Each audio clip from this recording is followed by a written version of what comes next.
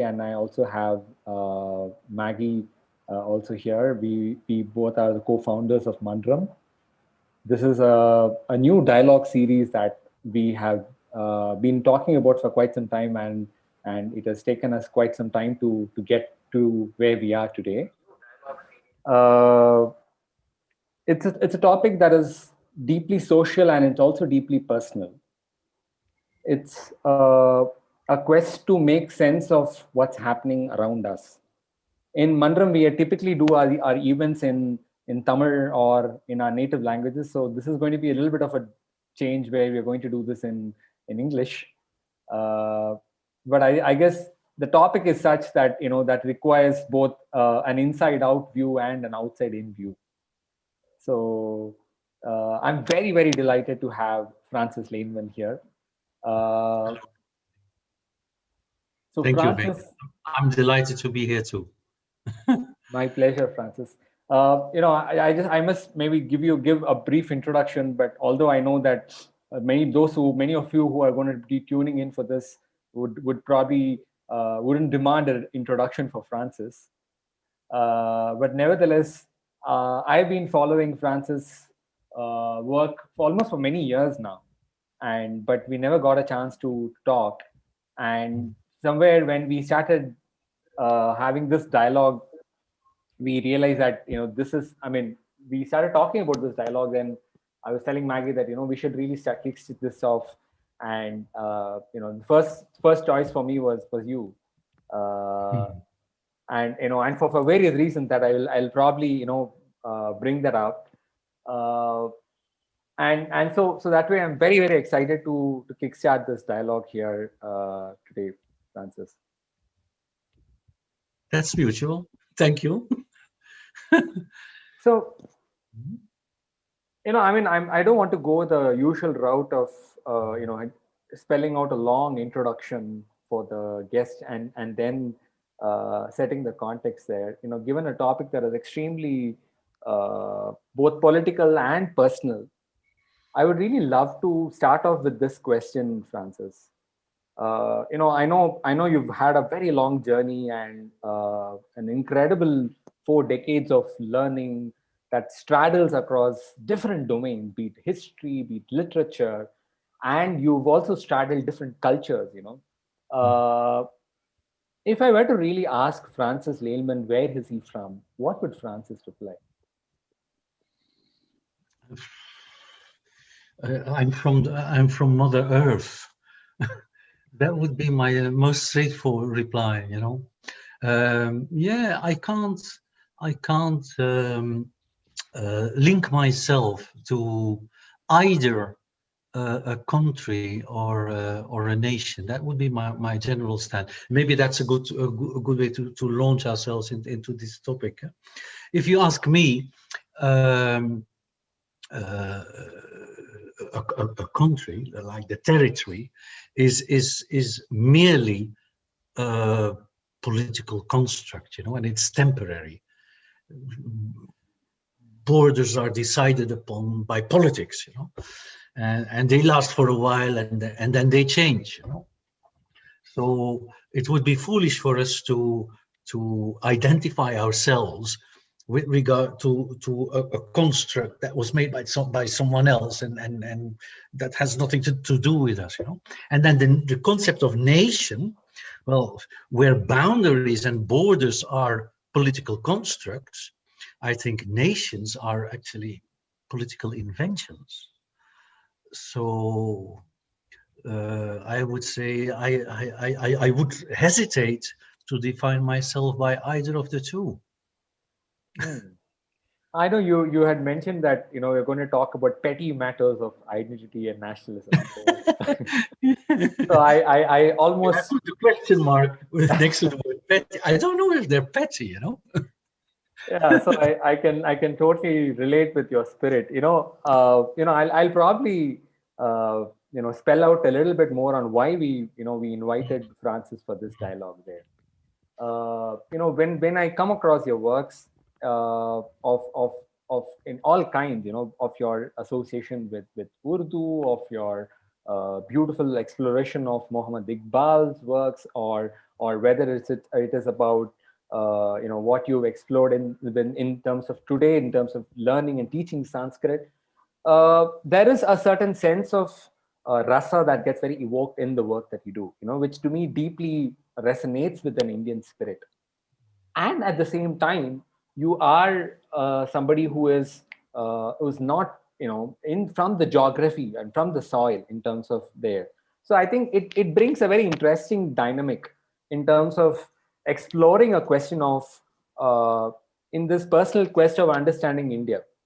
you know I was listening to your earlier interviews where you talked about how you came down to India in 1978, Mm. when you were probably in your early teens, and it's almost you've had 4 decades of courtship. Mm. Yeah. So to me, that's where it really started off to really examine that, because it has the intimacy of a person who's known the country for a very long time, and it also has a certain level of distance to also be critical. Mm. you know Yeah. Yeah. I think what you say is quite important. There is time, and there is being able or having the capacity to have a meta view. Mm, And those things are quite separate. It's not because you have time that you gain the capacity to have this meta view. mm, On the contrary, some people go through life, and life journey might be long, and it might be longer, but you keep waiting for that meta view to have to surface, to emerge. That reminds me of the first line of Ghalib Ghazal that I just typed into LinkedIn this morning. mhm. Yeah, Why don't you recite it out for us? yeah, I have it here. Wait, I have it here. Yup, I don't. Here I have it. Yeah. ये न थी हमारे किस्मत की विशाल यार होता, ये नहीं, ये न थी हमारी किस्मत की विशाल यार होता, अगर और जीते रहते यही इंतजार होता. Yeah. So you could have waited longer, but still you would not get. Well, there it says the beloved, but let's just translate that as having the capacity of of flying out of our physical boundaries and having a meta view. So Mm, time has no relationship to this. Huh? So here we have both. When I arrived in India first, when I started I call it my love affair with India. India was quite a different kind of woman. She was not quite. She was completely different. So the country was nothing like it is today. Really nothing. And I come more to this awareness when I read lately that today the average age of all Indian people, just the average age is 27 point something mm, years. So seen in that perspective, my Hoj in India, or call it my yatra, yeah, through India, has taken twice the time that has taken the lifetime of the average Indian today. So obviously it was different, but it's not because you travel long that you get this meta view. That's quite another competence that you need. mm, Uh, I could tell you an anecdote about this. Um, 10 or so years ago, I used to have a very intimate collaboration with a Punjabi friend of mine here in Belgium, whom I had invited to join me to do intercultural trainings, intercultural sessions.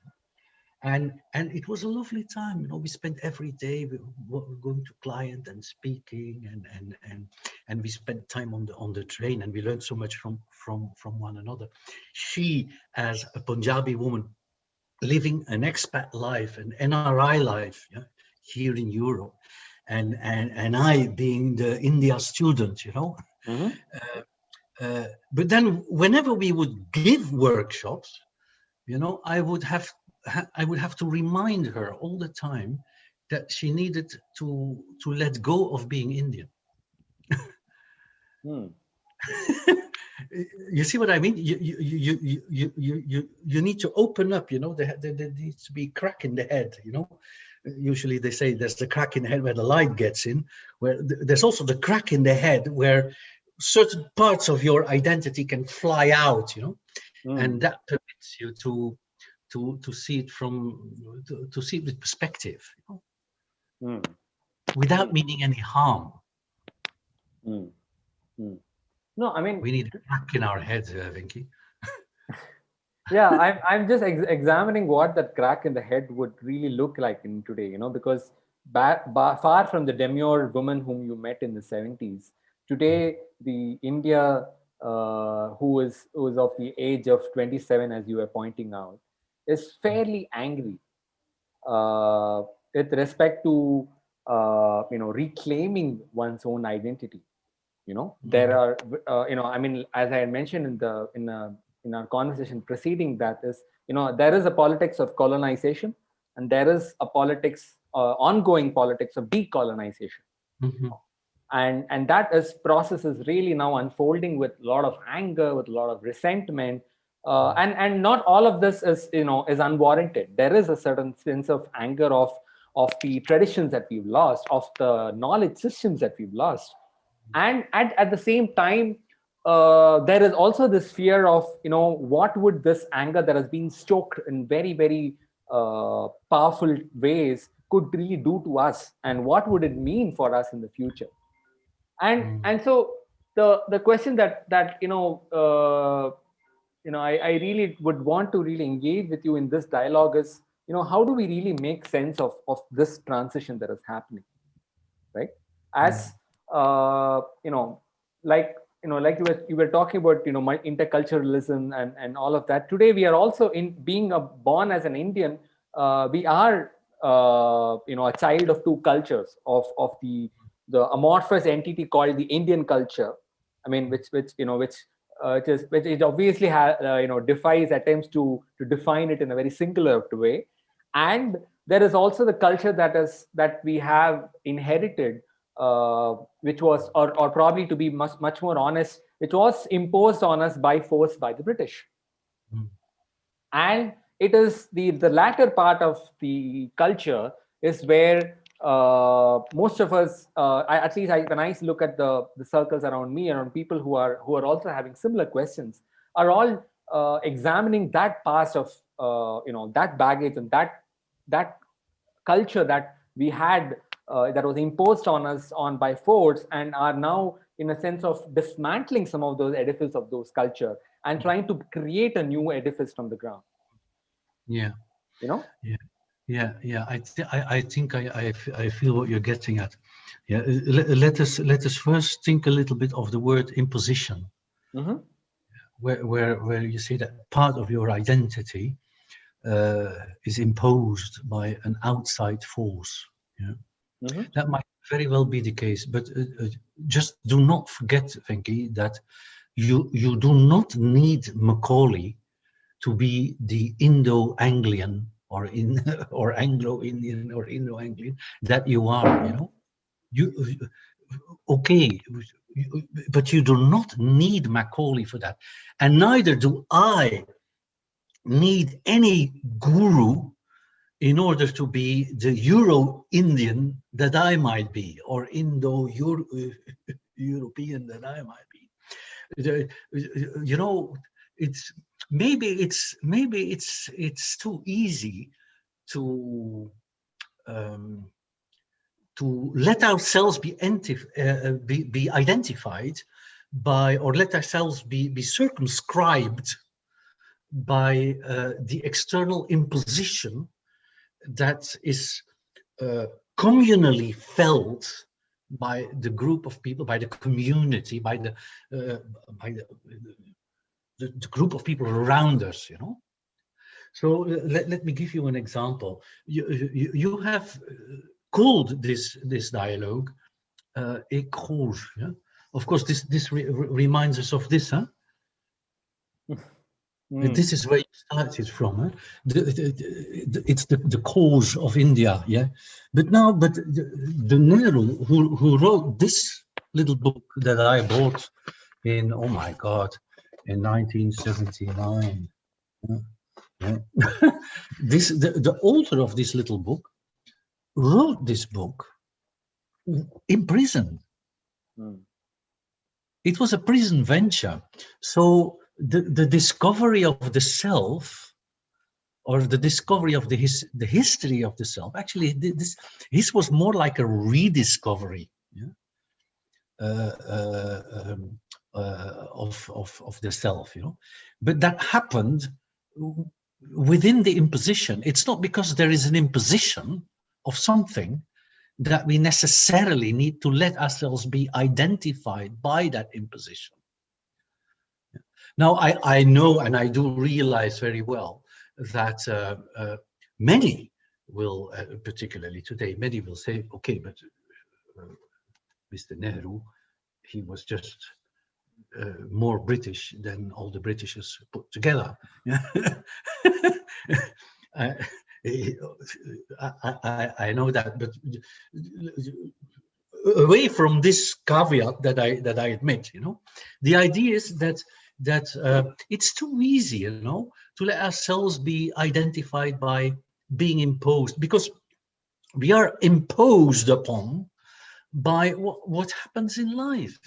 You know, look at my life story. You know, um, I come from a farmer's family. You know, from a land-owning farmer's family, but my last name, which you would pronounce as Laleman or Lalman. I love the fact that in India you can just pronounce it Lalman and it sounds like an epithet of Krishna. Yeah, but actually it's a French word, you know. It's mm, l'allemand. Yeah, it's a French word and it means the German. You know? mm, And my family hails from the border area between Flanders and France, you know, the north of France, you know, very close to the closest point where the European continent is reachable from the UK, you know. mm. So it's actually where France and Belgium and the UK are closest together. That's where I hail from. Who am I? I don't know. You know, I have a French name, which means the German. I'm the sum of coincidences. You know, you can call it impositions, but history happens. It Mm. happens upon us, and we should once we let that crack open up, you know, Mm. and these ideas of imposition and even the ideas of boundaries and constraints, we let these ideas open, we will discover that we are all the sum of many things that happened to us, you know. Mm. You were talking to me about the other day about halwa, you know. Halwa is, of course, it's Arabic food, you know. Even you are connected to Arabic culture. Yeah? Mm. So maybe I need to explain why what I mean by imposition, right? Mhm. Uh, so I'm not saying this as a way of decrying control that I have. You know, when I talk about imposition, it is acknowledging the forces that have shaped my identity. I'll Mhm. talk about my own life. Mhm. Uh, for until I learned my mother tongue Tamil, like any Mhm. other, being born in It's Chennai. your language. It's my mother tongue. And Mhm. as I grew up towards my, once I finished my earliest high school and moved on, automatically, the pressures uh, you know, uh, building my own career and lives took over, and Mhm. automatically that meant that I prioritized English, and I Mhm. was part of a group of a generation who felt that speaking in English was far more cooler than speaking in Tamil, Mhm. right? Mhm. And from Yes. that generation, I moved on, did my undergrad, did my postgrad, and it almost took me several years to realize that I am far more to actually feel unease that I'm far more comfortable in English than in my mother tongue. Mm-hmm. And it is a process of not decrying that somebody has imposed. It's a process of asking myself and examining the forces that have shaped me, right? Mm-hmm. And then now asking myself that, okay, why am I now far more fluent in the language that was, in my, why is English my lingua franca than Tamil? Mm-hmm. And I start with that question. It is not just a personal question. It's also, that's where the Indo-Anglians come in there. Today you and I can speak very comfortably in English there. And when I whereas when I'm talking to my own relatives, or when I talk about my family and other personal things, we talk in Tamil. But the moment we come to work, we automatically switch languages. Or let me give you another instance there, right? So it's almost a process of conditioning that has shaped us in certain ways that I'm examining here. Like, I give you a more recent example. Few weeks back, I was doing this interview with a friend of mine who was a non-Indian. Mm-hmm. And while I was doing this interview, uh, there was a part in me that felt apologetic. And I mean, I remember apologizing to this friend for my accent, for my Indian accent.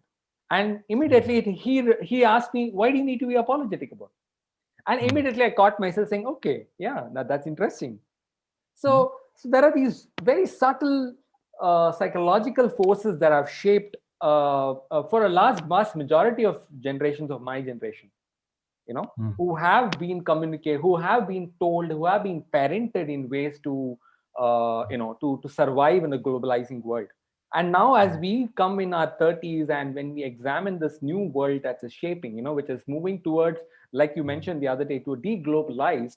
So we are now arriving at a question of really assessing what is it that we've gained and what is it that we've lost.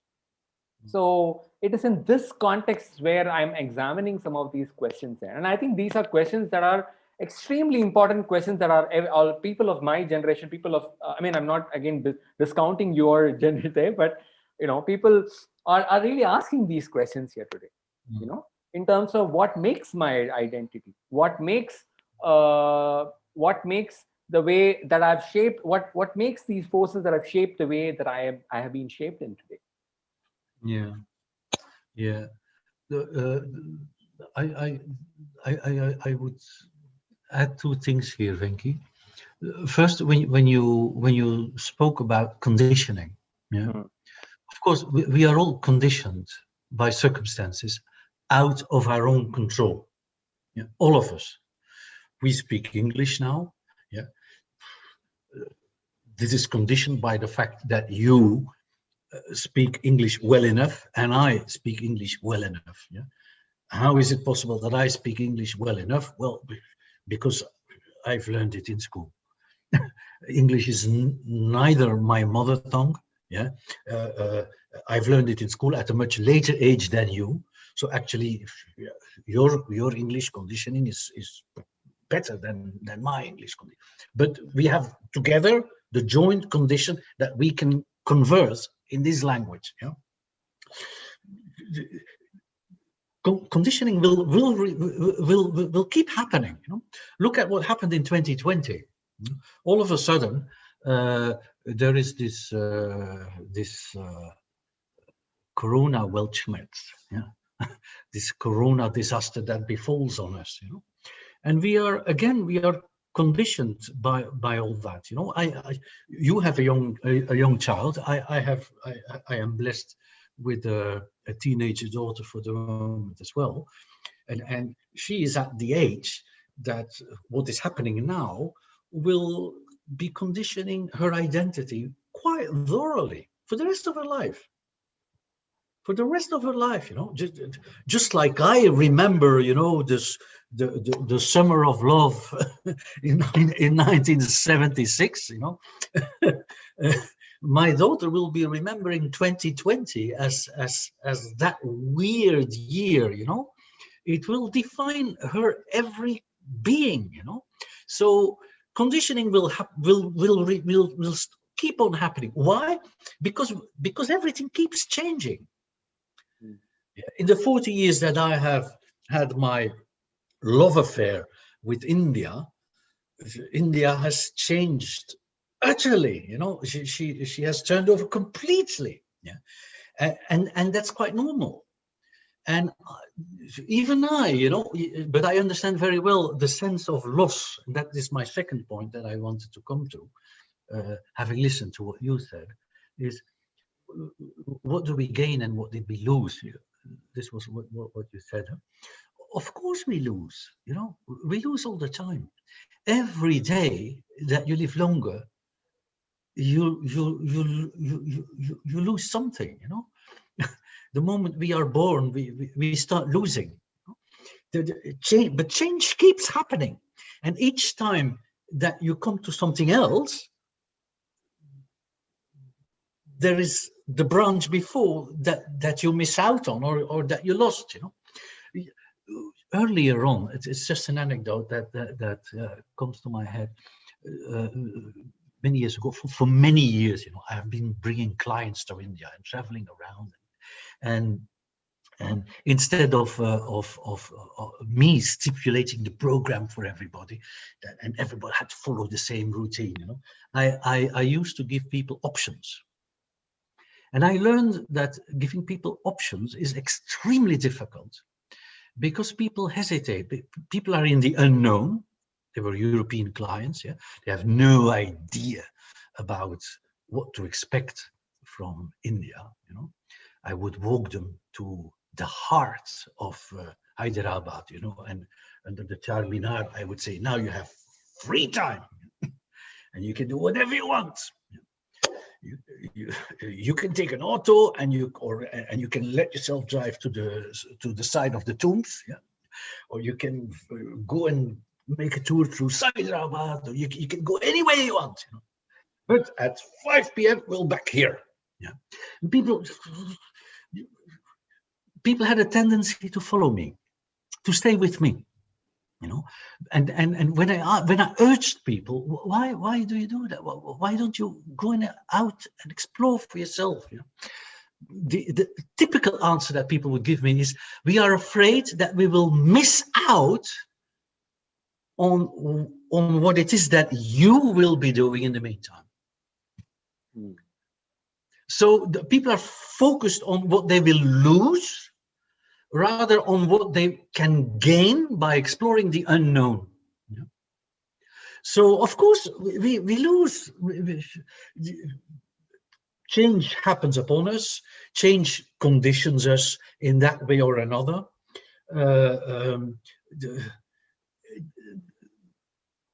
The real cause of suffering, I think, is where you do not let that opening here happen, and you close that up, and you start thinking of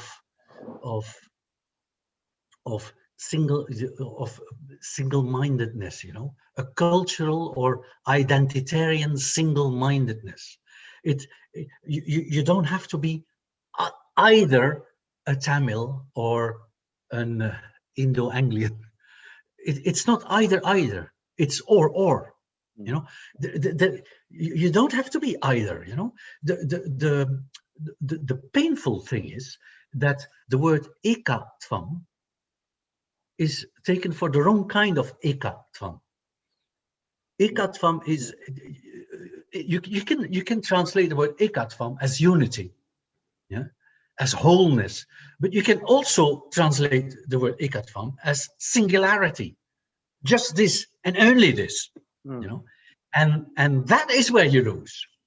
That is where we lose, you know, when we start to build up an illusionary identity based on one construct, which in most cases is either a temporary political construct or an invention, you know, or an invented story.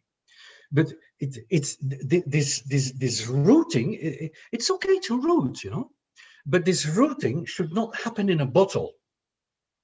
So when we as human beings, we explore our roots, we have now this khosh, this discovery of this exploration, let's say, of what are the roots that we are built on? Eh? Who am I and why am I me? Yeah.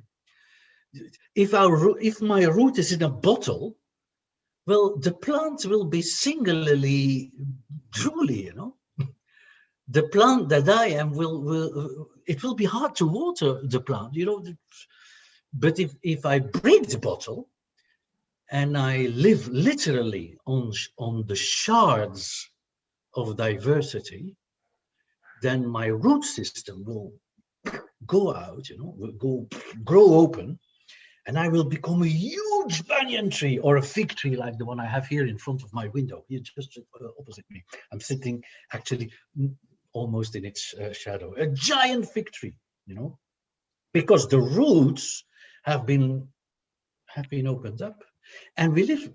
You have to permit yourself to live on a shard. We have to break the bottle. Mm. Can you follow my drift, Vicky? Yeah, I do.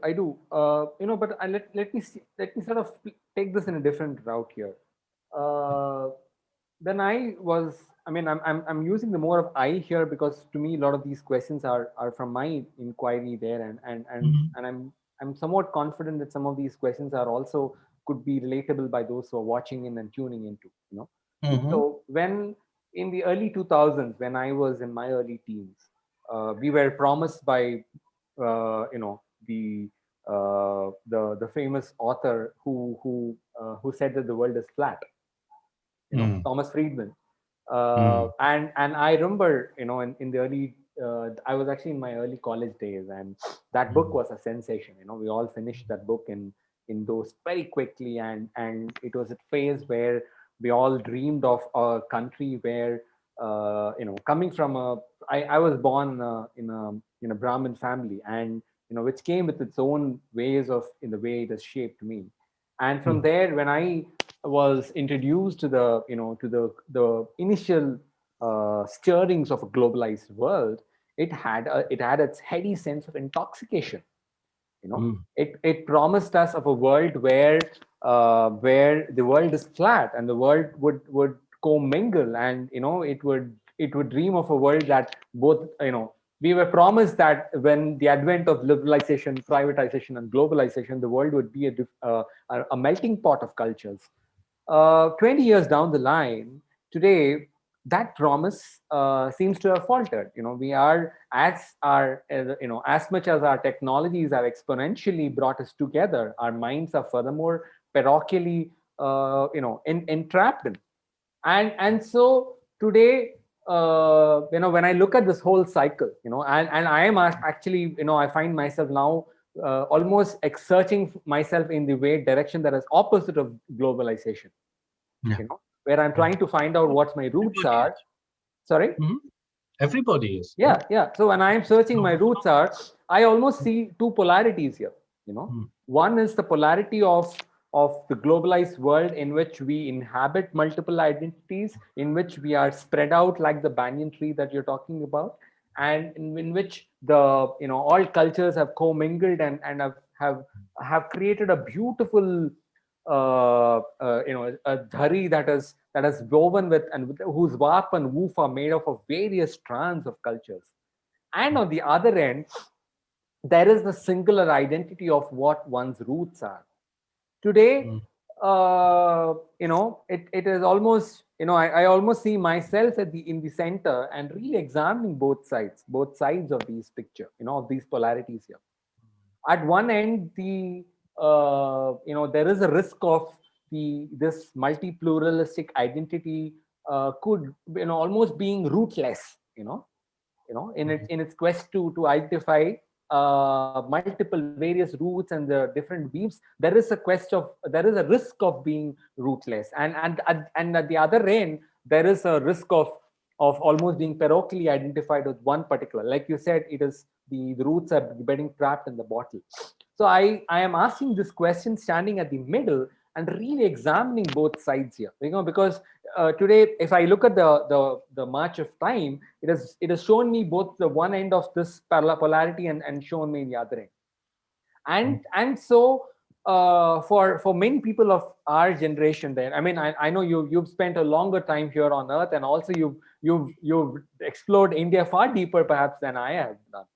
and Mm. and so I find myself asking this question of how do I bridge these two polarities here? How do I discover my center, my I mean, you've talked a lot about and I've heard your earlier work and interviews where you've talked about your work done in Pali, and when Buddha talks about the middle path, and in this year it's a question that is emerging to trying to find the middle path and amidst these two polarities here. Yeah. Are you getting the sense of where I'm coming from? Yeah, I think I am, but I hope you're not expecting miracle answers. No, definitely not. Definitely not. Obviously, the miracle answers I do not have, and I'll be happy to share with you the fact that my emotional status, is just like yours, if not stronger. I mean the emotional state of having to bridge this dichotomy that you have described, and the fact that if you ask just some time ago you sort of started listing the things that define you, and we came to language, to Tamil. If you ask me what language defines me, I would say English, although it's not my mother tongue. If you ask me what defines you artistically, I would say Tagore. No? I would say, if you ask me what describes Francis in cinematography, I would say Satyajit Ray. If you ask me what describes Francis in I don't know, in painting or in poetry, I would have other. This morning I was reading Stendhal, a French author. Yeah, I have the same thing, I have the same problem. So I think I know what you're getting at. Yeah? So the only answer that I feel that has helped me throughout life is embracing. It's letting it's there is a word. I know you will like this word. I will write it for you.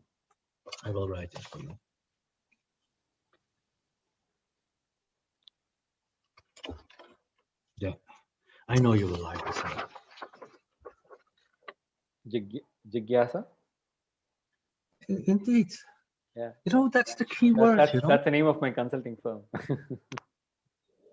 That's why I know that you like this word. But that's the main thing. This is my answer. My answer is who is Francis? Francis is a practitioner of jigyasa. That's my main practice. It's a constant practice, and it's both a very aware and conscious practice and a natural routine. And with a natural routine, I mean it's like breathing. It's like a heartbeat. You do it even without realizing it. But this is the defining concept of who I am and who I have become. It is jigyasa that brought me to India, to the acceptance of India as it was. Because when I arrived in India, it wasn't all beauty and sunshine. The India of the 1970s was still a closed society. There was a lot of misery and poverty. There still is, but it wasn't all sunshine, But my jigyasa helped me each time that I was uncertain and alone, and the practice of constant curiosity You know, always asking why, you know. And then, oh, there's another word. Huh? There's another, I will write that one too for you.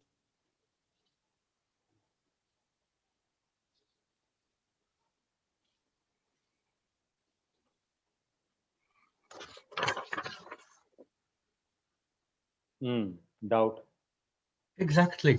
Because if you marry curiosity to doubt, you know, Mm-hmm. then you will have, and then your identity will be the identity of inquisitiveness. And you're an inquisitive person. And an inquisitive person is a person who doesn't have to overstretch in order to bridge this divide. An inquisitive person is someone who can take tiny steps, you know, kadam kadamper, Mm. as Muktibod wrote. You know, I don't know if are you familiar with Muktibod? He's I one mean, of I've my heard of favorite this name, but not. I mean, Hindi not the poets. name per se. Kadam I heard the kadamper. song "Kadam Kadam Par." Yeah. Kadam Kadam Par Jaye na na na na na na. You're talking about that song, right? Yeah, yeah. Exactly. So, but in that, I have made an English version of that poem, by the way. Shall I read it to you? Maybe I will read it to you. It's just it's not a translation, but it's a version, and it will give you the spirit of what I mean. You know, with every step, the crossroads that I have seen are stretching their arms, and all the 100 roads that sprout from them, I wish to travel. The stories that they keep set free my dreams and open up a myriad of opportunities now ready to unravel. But I'm ill at ease. I glee that under every stone, at every turn, awaits a smile, eternity, and lasting bliss. Yet, hidden there beneath the scree must be laments and grief and pain and other poems that I cannot miss. I cannot choose. Poor me. I want it all. For all I know, the beauty of this life is not of this and not of that. So I hesitate. I doubt.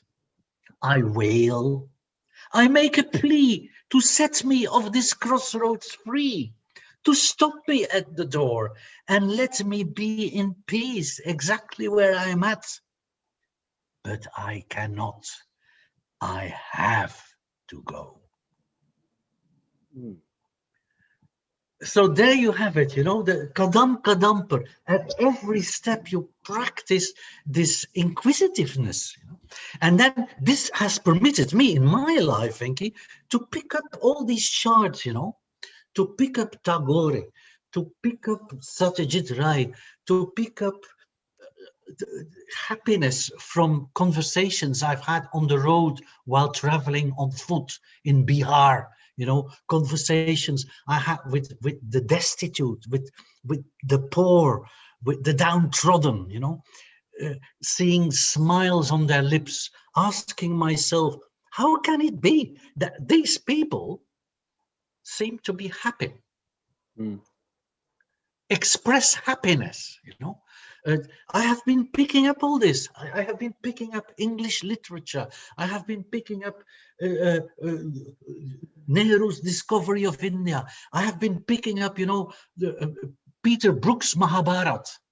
Mm. You know, Mahabharat, not the televised Doordarshan Mahabharat, but Mahabharat put on stage by an English avant-garde theater director, where a Japanese actor, I have him here, where a Japanese actor impersonates Dronacharya. Mm-hmm. You can pick up all these shards, you know, and construct your own big tree. Mm. And Mm. you see, it's that is what helped me. No, it's a very seductive proposition. Yeah. And and something that I had dreamt of, and I still have a romance about, because we are all made of multitudes of parts, just like the multitudes of bacteria that live in us, and which almost defeat the question of who we are as an identity. We do carry in, but I mean, I'm reminded of this incident in the life of Edward Said, the one who Mm, wrote mhm, Orientalism.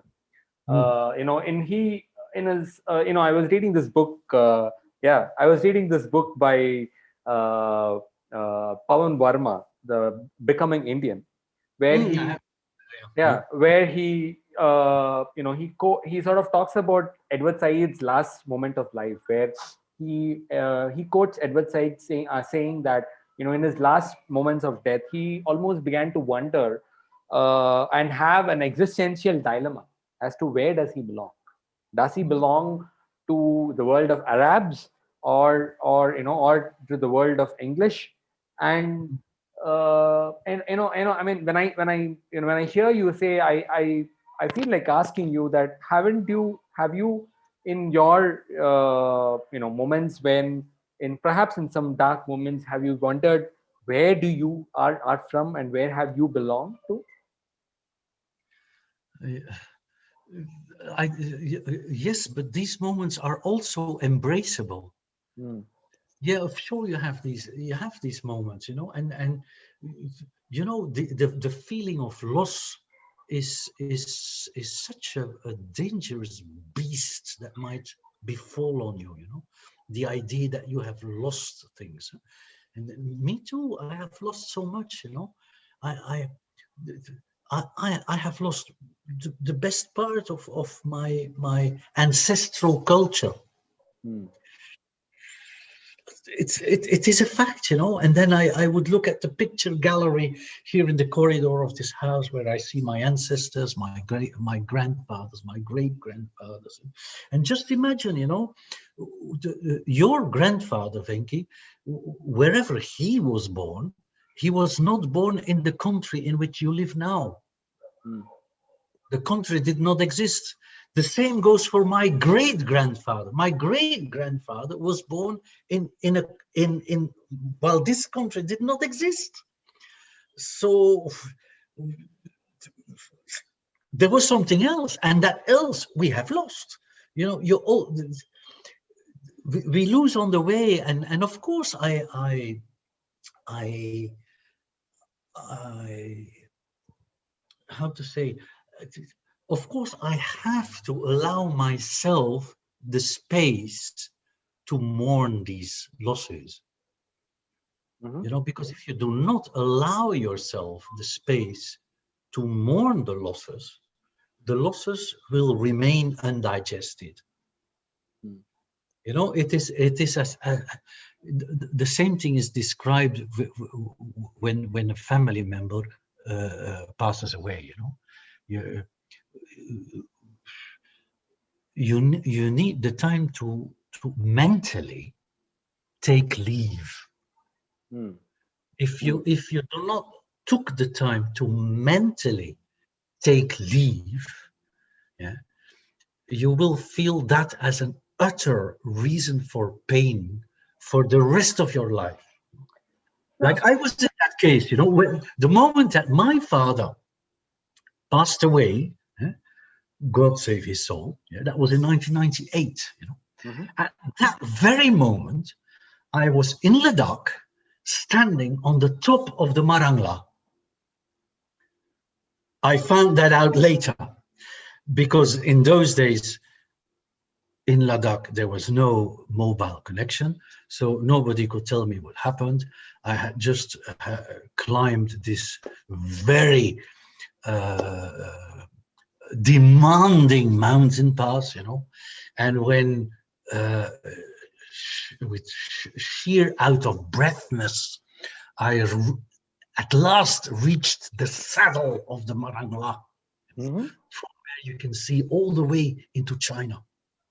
mm, Uh, um, there was this flicker of thought that went through my mind, and I thought of my father.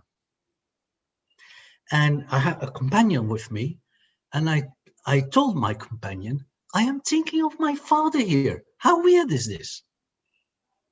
And then 3 weeks later, we arrived back in the inhabitable world, Manali. And in Manali, in the guest house where I checked in, the owner of the guest house told me, "Are you Mr. Laleman?" I say, "Yes." He said, "There is a message for you." Yeah. And I said, "Yeah, please, can I have it?" "No, it's an oral message. I have to transmit this to you." And this man, with tears in his eyes, told me at that moment that my father had passed away and had been buried like 3 weeks before. And when I counted back, that was the exact moment that I had been on the top of the Marangla. So having lost this moment, having missed out on this moment, which normally you would expect would define my very being, the transmission of generations, the moment that your father sort of hands over in his finality life and the future to his son, having missed out on that has pained me and grieved me ever since. And I have to allow space for this mourning. But at the same time, I have to, to build a constraint, sort of a small, I have created a box, I can enter into that box and mourn, but I need to step out of that box and then pick up the box. In the box is what I have lost, and I allow myself to spend time in the box, but then I have to stand up and pick up the box and take the box with me, like an object. I take these the things that I lost are with me. I pick them up. It's the only way, Venki. It's the only way. It's the only way that doesn't hurt forever. Yeah, so maybe maybe I need to explain a bit in terms of how I'm seeing the loss when I define it as loss here. It's not. I mean, in all sense, it's more of a courage than a loss. It's the courage of trying to discover a sense of life, which within its own infinite depth. It's like since you are talking about grandfathers and great and fathers, when I look at my great grandfather, he had a very social and public life. He was active in the Congress in the independence movement. He was part of. He went to Varanasi for the Congress summit and the call of Mahatma Gandhi. And he was someone who was a very devout agriculturist, and he was the book. Yeah, the book yeah, yes, yes. I know. So he was a devout agriculturist, and Yeah. and he lived. He set up the credit cooperative in this local town in the '60s, early '60s, and when I look at this life of the previous generations, there was a sense of larger than life, not in the consumerist crap shit that goes out in the way a on the Seagram music they say live larger than life. I'm not talking about that. I'm talking about a larger than life that was very much part of the being in the way people live the lives. Like I mean the all of these inspiration always pretty much happens in the family. My paternal grandfather was a railway employee, and he learned homeopathy on himself by himself and taught himself to be a homeopath. So it is this quality of life that I find, it's very interesting. I was talking to this other friend also. It's almost like all grandfathers' lives are very similar. They always had multiple lives. They never chased after money. They had a bigger dream of life. They had a bigger view of life, and then whereas in contrast, in the flow of time, in the arrow of time, the fathers lived a fairly less interesting lives. They pursued pretty much I mean, I'm talking about, at least I don't know how it was it for you in Europe there, but in India, most of the fathers were pretty much chasing jobs, pretty much chasing money. There was a lot of questions about income, livelihood. I mean, I come from a lower middle class family who struggled to make ends meet, and so now I have the luxury of the English speaking globalized economy, which has brought me in a sense of privilege, which is now helping me to ask deeper questions of which has brought me here. Yeah. You Okay. know. Yeah. Yeah. I think I get your drift. Now we have to uh, first a caveat. When you speak of your grandfather, in my time frame, that's my father. Okay. Yeah. You speak of Yeah. your father, in my time frame, that's me. Yeah. So our generations differ here. But I think where you're getting at, yeah. Actually, we are having a very similar discussion with our mutual friend Aman Zaidi right now. Yes, I was just going to talk. I was just going to tell that, that yeah, We yeah, are yeah. having a very similar discussion about this. But the life, the bigger than life life, that these previous generations had, yeah. Obviously, we have lost that. Yeah. Now it would be a mistake, and it's a very common mistake. Yeah, to relate the loss of that bigger than life life to the the the sense of globalism, or what I call the life under the banyan tree that we have discussed before. Yeah. Hmm. And that you have discussed before too. Yeah? Very often, very commonly, let's say in common discourse, it's very simple. Common discourse is always very simple and straightforward, but reality is not so simple and straightforward. But in common discourse, they say, look, it's globalism that has made us lose this larger than life life, and therefore we have to get rid of globalism. We have to get into our funnel again and grow into our bottle where we can develop our unique Mm. root system. Yeah, and then everything will be okay again. That's common parlance. That's a common discourse. The discourse practiced by almost all nationalist movements the world around. Not just in India. Just all over also here in this petty little country where I happen to be stuck right now in a lockdown or near lockdown. Uh, um, uh, but is that a fact? Let's practice Sandeha a little bit. Let's practice a little bit of doubt. Maybe the bigger than life life that existed before uh, was built on the absence of something that we have and they didn't, Mhm. rather than on something that we lost and that they have. You can Mhm. turn it in any other way. You can think they had something, yeah. In the common parlance, it would be they had a sense of cultural identity. Yeah, Mhm. we lost that, so boom. Yeah, but it could also be different. We have at our fingertips the resources, let's say a multitude of resources that they did not have. Yeah. So let me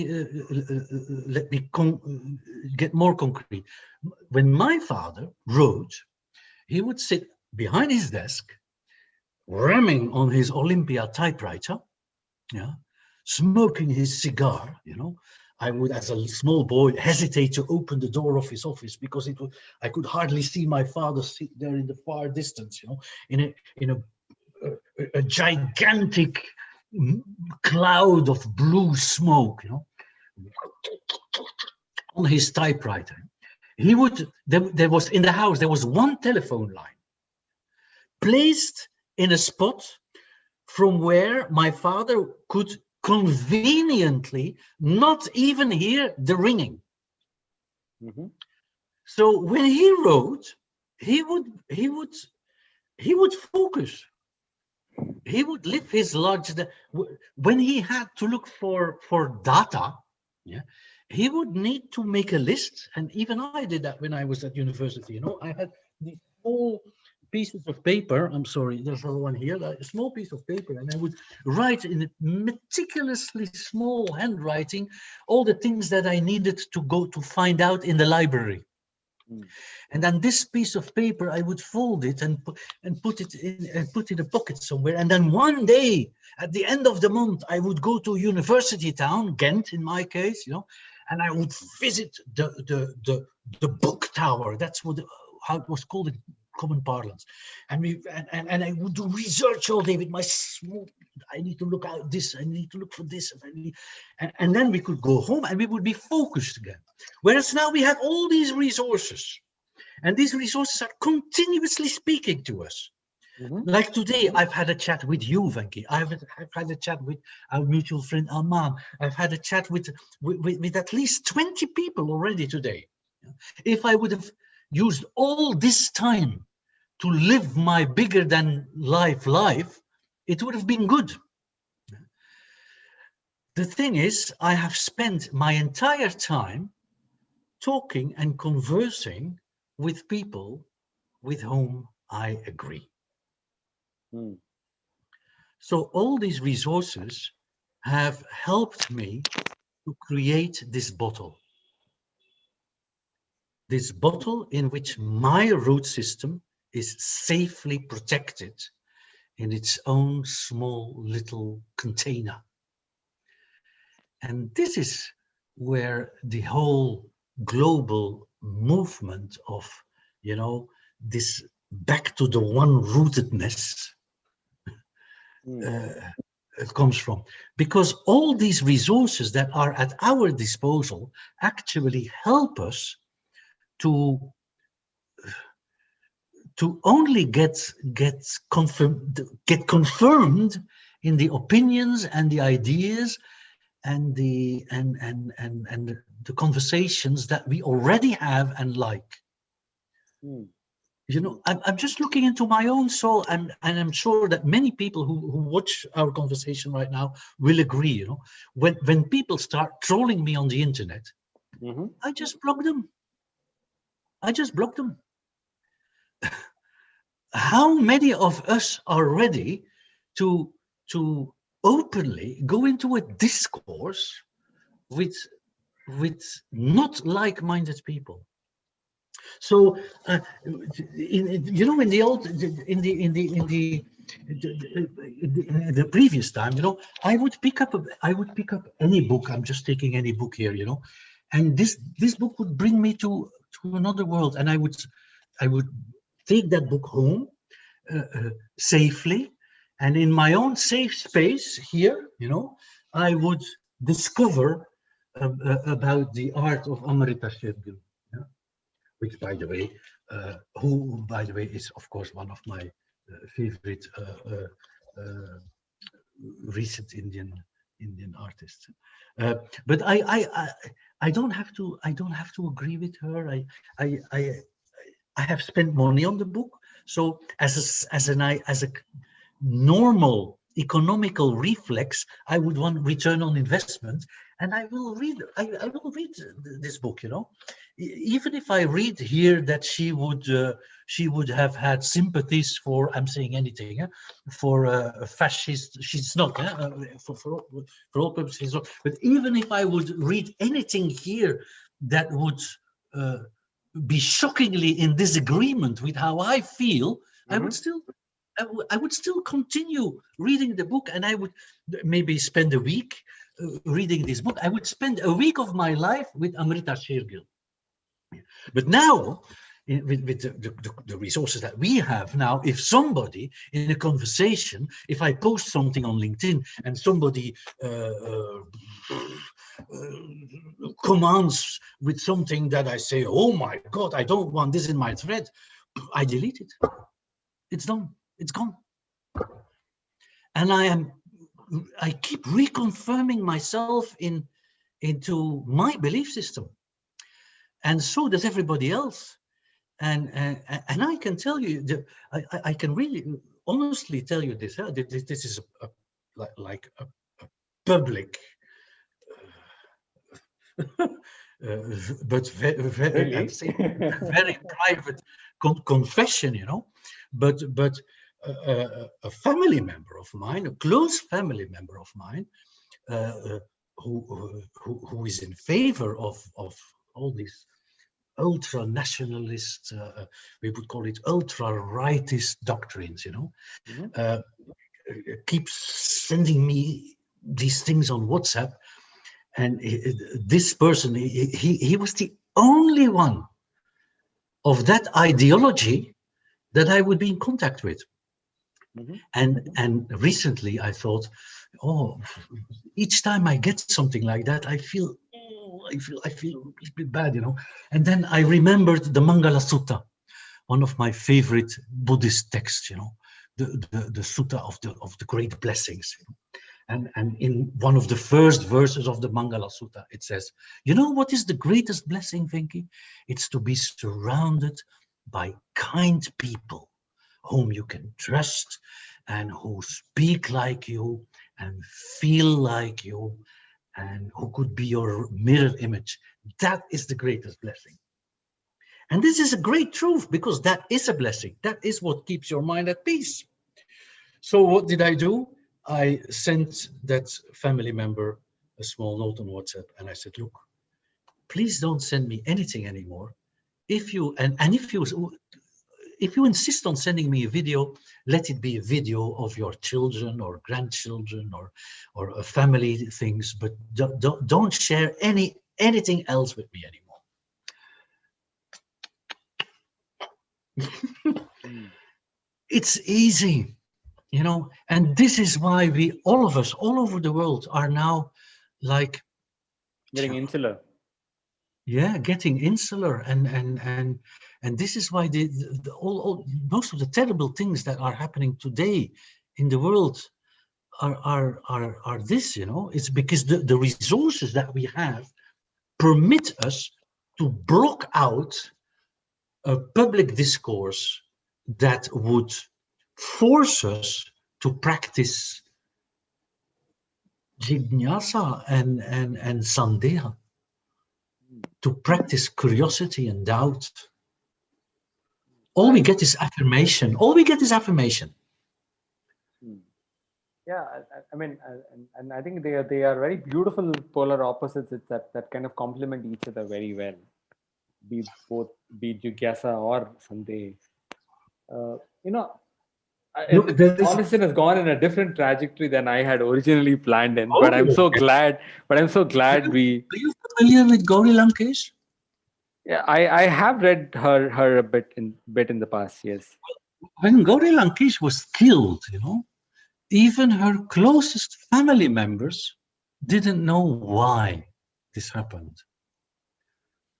Because because this shows how everybody is just conversing into their own bell, into their own clock. And Gauri Lankesh got killed because she was breaching that, she did have conversations with the Maobadi. Mm. She did have conversations with Naxalites. She did profess all these conversations, Mm. because she was driven by yeah, there, yeah. That Mm. was what drove her.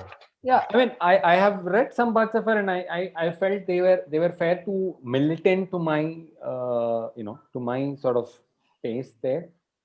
But yeah, nevertheless, for me also a way of having these dialogues is to see what can we do to foster this samvad, you know, the samvad of dialogues where we engage there. And so I mean, I had few questions there, but since it went to different directions, but I want to bring some of those questions Oh, that I'm I had so in mind. sorry. That's okay. That's okay. I totally enjoyed this what do you call it? Change of route, and the scenery was so nice that I went along. But we can turn back. Yeah. No, I'm in one of your interviews you said that your favorite character is Vidusha. Yes. What does Vidusha evoke in you as a storyteller? Yeah. Well. The first of all, I like again the fact that the Vidushak is the one is in a play. He would be the only character with a sort of a meta view. Mm-hmm. The Vidushak also in classical Sanskrit drama, the Vidushak speaks the language of the women. Mm-hmm. Yeah, he admonishes the king in Prakrit, Mm-hmm. he speaks the language of the women and the less educated people, Mm-hmm. So, but he sees what happens, and It's more like the court gesture in some sense, right? yes, but it's a bit tricky, I think, to translate the word Vidushak as a jester, because a jester is understood as a joker. I don't think the Vidushak is necessarily a joker. The Vidushak is the one who is the only one who is permitted to admonish those in power Mm. and Speaking truth to the power. speak truth to power. Yeah? And he will not be punished for it. Mm. He has like a free slate, Yeah. Mm. So this is why I feel like a Vidushak, Mm. When I pass my time in India, I travel in India, I try to be the Vidushak. I hope I will never be brought to the stake for that. but the Vidushak has a certain kind of liberty, because the Vidushak does not and this is an interesting thing that will bring us back to the topic, Venki. The Vidushak has that liberty because the Vidushak does not really belong to the storyline of the play itself. The Vidushak is in a certain way an outsider. In a certain way, he plays no role in the development of the story himself. He has the freedom to speak truth to power based on the fact that he has the bliss of not belonging. And we have been talking about identity and who are we and where are we from, and whom do we belong to, and where are our roots, and do we miss them, and what to do in order to make missing them not too painful. I've been talking about opening up your head and letting the light in. Yeah. Uh, uh, this is another way that you could describe this. Let us all be a Vidushak, and let us try to. Why don't we try to just not belong? Mm-hmm. We can all focus on belonging. Why don't we try to not belong? When we try to not belong, we will get to the the height from where the Vidushak can watch the play. Mm. And we will be able to speak truth to power. And we will be able to observe things as they happen. And we will be, and we will still speak the people's language. We don't have to become academics. This is one of the aspects of Vidushakism that I like. The Vidushak is clearly not an academic. Can you follow my drift? I will add an anecdote. Here in the area where I live in Antwerp, here, second biggest town in Belgium, very famous for diamond industry, and also famous for harboring the biggest Indian community in Europe. Yeah. Mm-hmm. Also, we have here like the biggest Jain mandir outside India is just here, 2 kilometers from my door. So I am surrounded by people from India. Yeah. And And what difference do you see from them from those whom you met in the 70s and now those whom you meet in the streets today? They are completely different. The Indian people I meet here, yeah, are even completely, generally speaking, I don't want to make stereotypes, but in general, they would speak and behave and live completely different even from people who live in India itself. There is a huge difference, and I can assure you, Vicky, that every NRI returnee in India would tell you the same. Yeah.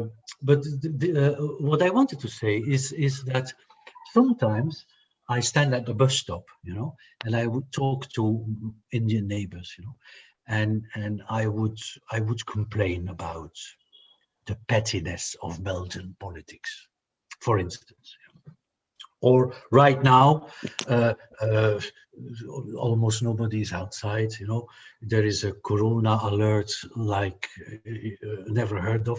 The situation in Belgium is like absolutely abhorrent. Mm-hmm. This morning I passed the bus stop, and there's a whole lot of Indian neighbors of mine standing there, even without a mouth mask or anything, completely unaware of the situation, living in the bliss of ignorance.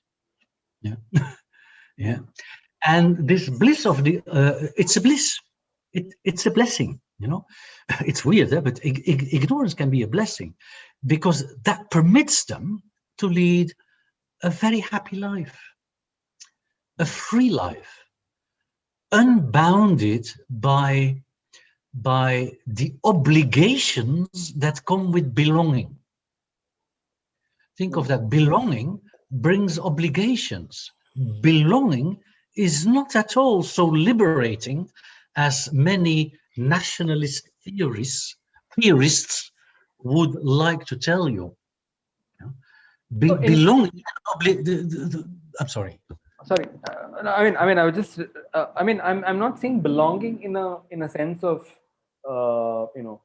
separate view spaces of being, right?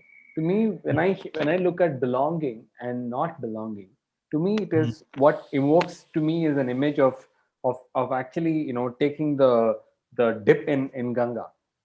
When I dip my head inside, I am automatically immersed. I'm automatically belonging. And then, but Yeah. I do, when I step out, I'm not the same person as I am. No, but then you have the obligations of the Sanatana Dharma. Yeah, They come if you with call your it belonging. obligation, then perhaps it is. They But come with your belonging.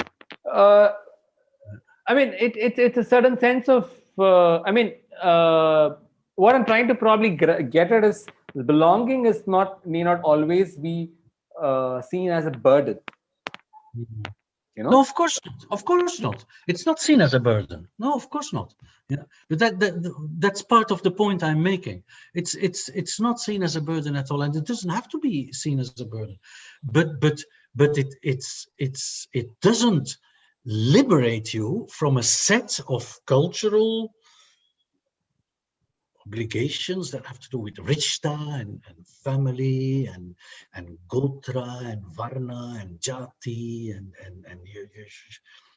it's a whole belonging is the whole set, it's the whole set. Yeah. Now the same goes for me, I'm speaking of my Indian neighbors here who have the bliss of not belonging. When I am in India, I have actually a very similar bliss of not belonging. I am free to sit down with the destitute on off Connaught in New Delhi and drink chai with them. I can do that. You can't, Vinky, because you have you see what I mean? Yeah. I see In a what certain way, I have more liberty. Yeah. Than you have. I can take a train ride. I do. I often travel with the train. I love train rides in India because they take long. And you can actually sort of start conversations with people and bond with people. but each time I do that, I have the same experience. I am completely free to sit where I want, to eat what I want, to talk to whom I want, because I lack the kind of belonging that you have. Mm. Yeah, and there are always those people, like recently in one of the threads we have been active in on LinkedIn, you and I together. There are always those who will take advantage of that fact and and tell me that I don't even have the right to be the Vidushak. Mm-hmm. You see what I mean? Mm-hmm. Yeah, and I'm sure you know what I'm talking about. Huh? Yeah, very recently there was someone, yeah, in one of our threads, who are you? Who are you? You don't belong, so shut up. Huh? Mm. Yeah, but uh, apart from these few instances, the uh, m- the art of not belonging has served me well in life. Maybe the art of not belonging has helped me to have this multiple culture on which I thrive, and that makes me happy. The art of not belonging enables me to, at the same time, be a descendant of Flemish peasants and be enamored by Tagore and read the writings of Gauri Lankesh and admire Mahabharat and read Sanskrit poetry and chant the Nasadiya Sutta. Mm.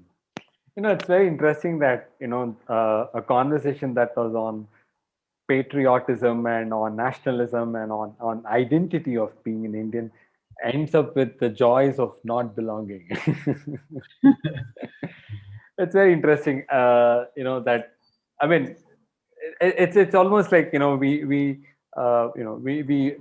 this whole dialogue, as I see it now, it's been a dance of the plurality interacting with the singularity, and I think there's a beautiful lesson that is there in me, for me to, there is a part in me that feels very, perhaps it's still at a, at an ineffable state, which is really trying to grapple with some of these questions.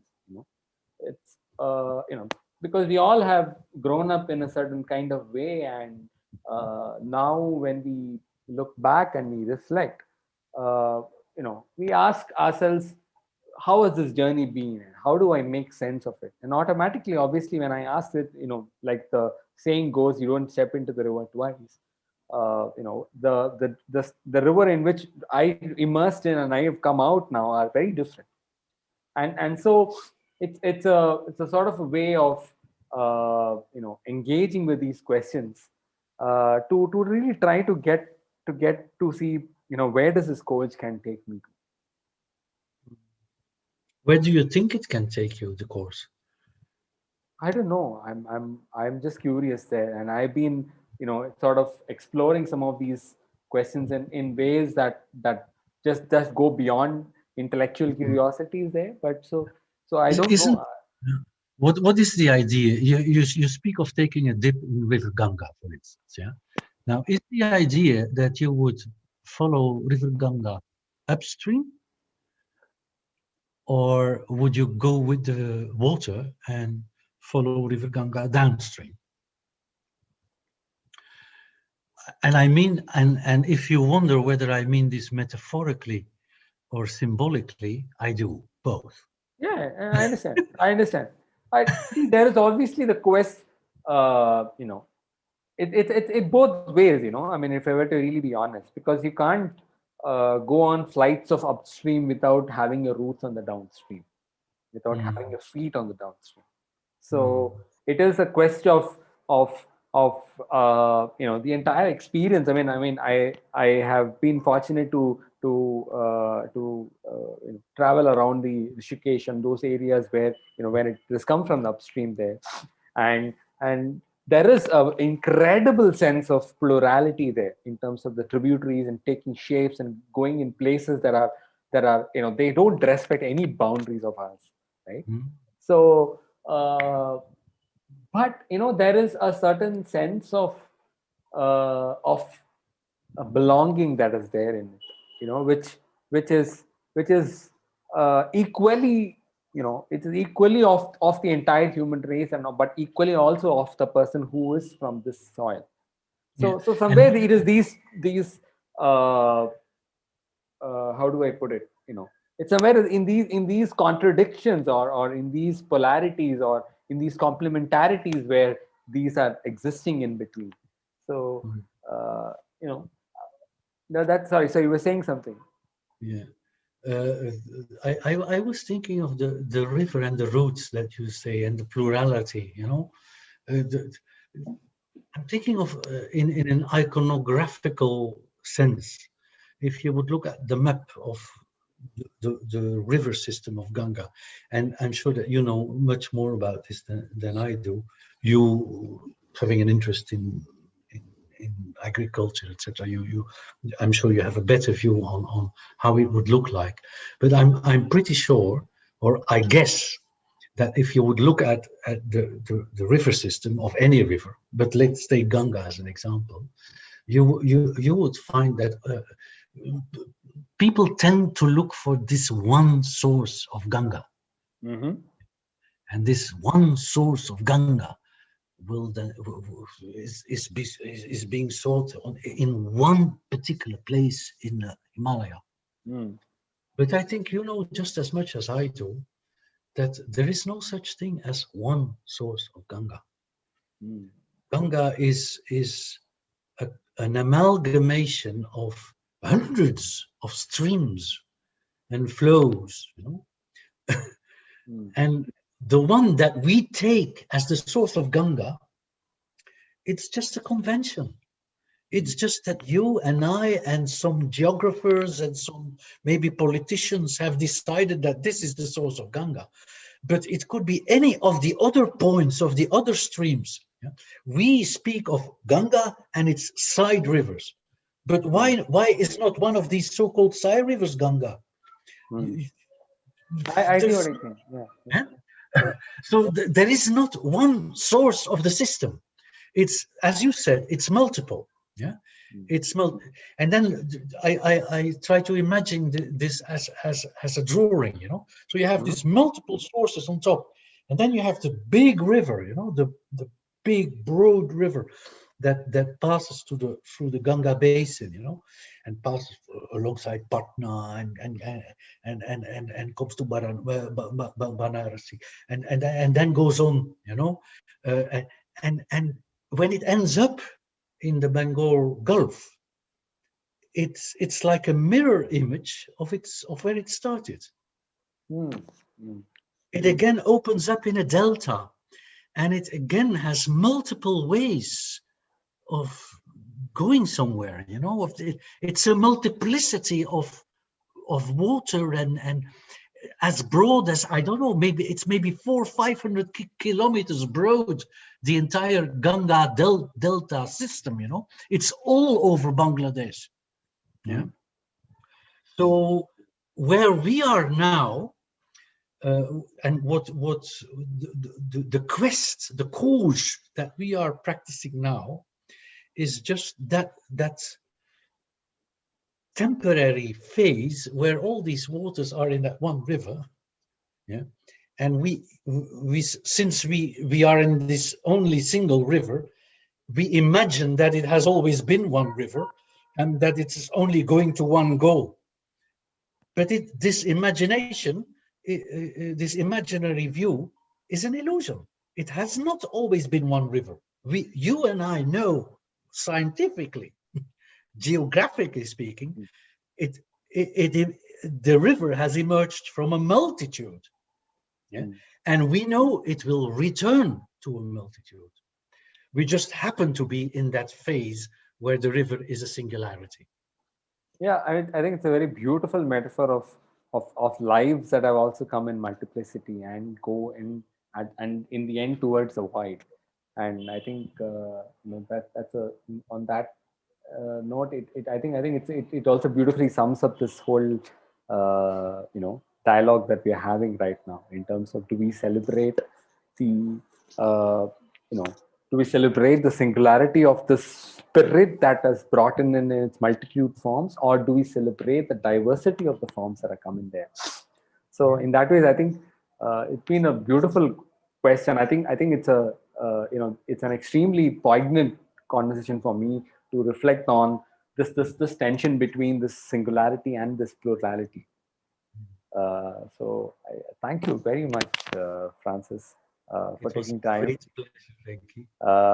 I think there's some of these questions and are taking shape and finding its own energies in different ways there, and I think yeah, it'll be nice to sort of chat sometime and I have to tell you, Frankie, it was a great honor also to talk to you, because in the introduction you have told the listeners and the viewers that you have been following me for a long time, but actually I am your Ekalavya.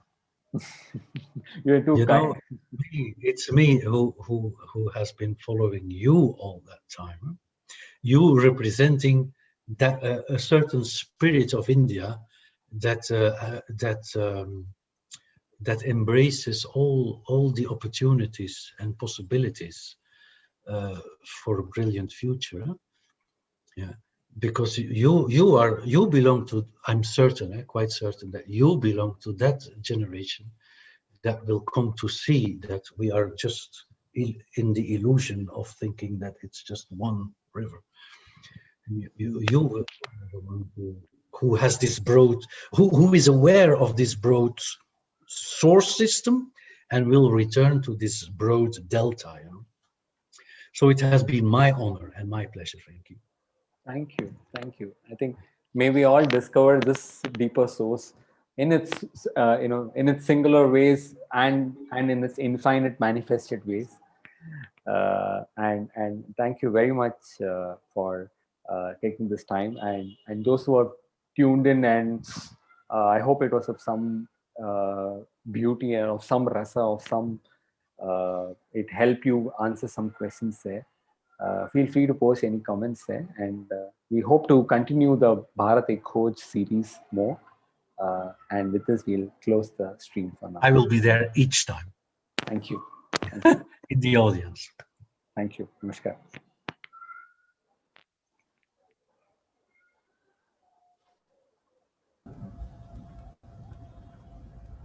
Thank you, everyone. Thank you, everyone. Thank you, everyone.